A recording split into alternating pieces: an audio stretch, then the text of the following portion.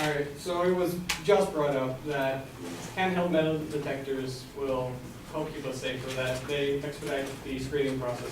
Well, there are a lot of weapons in our modern era that are not made of metal. There was a large controversy, if you recall, a couple years ago about when the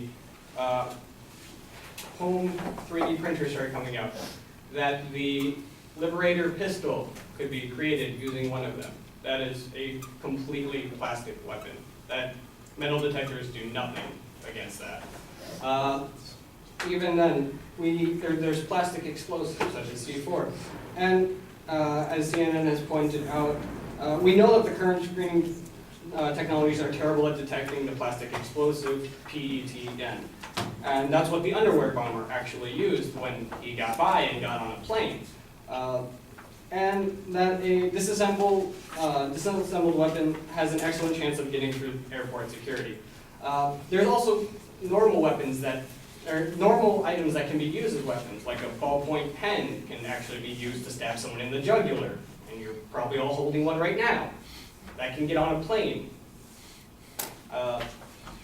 Also, as to the $7 billion that the TSA is funded annually, that is commented on by Bruce Schneier on behalf of CNN, where after they released a recent study back in actually June of this year, the news that the TSA had just failed another one of the red team's tests at a miraculous popping rate of 95% of guns and bombs getting past them this time.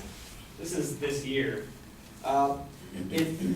He goes on to say that the TSA is funded $7 billion annually, and it's clearly not working out that this amount of money is being spent on such an inefficient system.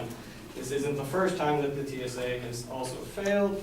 There have been numerous ones throughout the years. There's been failures in 2003, a 91% failure rate at the Newark Liberty International Airport in 2006, a 75% failure rate at Los Angeles International Airport in 2007, and even more failures in 2008, 2009, and the list just goes on and on and on.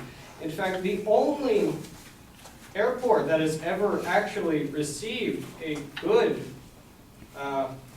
being a relative term here, catch rate at 80% catch rate, meaning 20% of bombs and mock weapons get by, is an airport, is San Francisco's International Airport, which is, their security isn't actually run by the TSA, it's run by a private organization that is not related to the TSA in any way, shape, or form.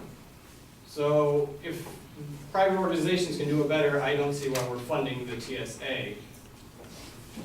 And as for the $1 to $3 million that goes to screening a year, since 2009, the TSA has actually spent $540 million on new checked baggage screening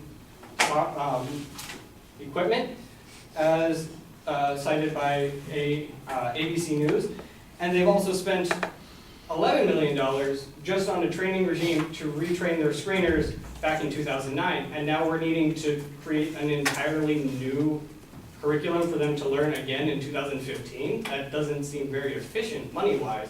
They're just throwing it out at this point. And then there's also the body scanners that had the controversy about seeing everyone's genitalia. Those cost around $1 billion, and they were revoked after 4 years. That is not, the TSA doesn't spend their money wisely. I don't see why we're funding it.